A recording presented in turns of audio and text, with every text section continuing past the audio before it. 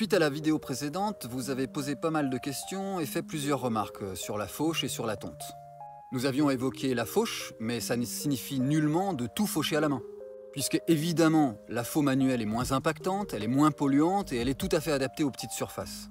Mais quand on a un terrain de plus grande surface, eh bien d'autres solutions techniques existent. On peut utiliser une débroussailleuse, ou bien une moto-faucheuse, ou même une barre de coupe installée sur un tracteur. Bien entendu, il faut aussi se rappeler que les débroussailleuses ou les rotophiles vont disséminer des petits morceaux de plastique un petit peu de partout dans l'environnement. Il faut aussi se rappeler que les appareils thermiques vont utiliser des combustibles fossiles et donc polluer l'atmosphère. Notez enfin que l'épareuse ou girobroyeur est particulièrement destructeur pour la faune, pour la flore, arbres y compris.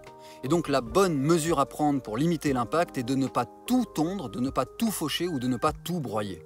On avait aussi évoqué la fermentation, puisque quand on fait un gros tas d'herbes tondues, l'air va avoir du mal à circuler et des bactéries vont se développer et donc vont faire fermenter l'herbe qui va dégager du CO2 mais aussi du méthane. Pourtant, un simple séchage de quelques heures, parfois 1 à 2 journées, permet d'éviter la fermentation. Et ces produits de fauche sont alors tout à fait de qualité pour être utilisés en paillage au pied des arbres, des arbustes ou bien sur le potager.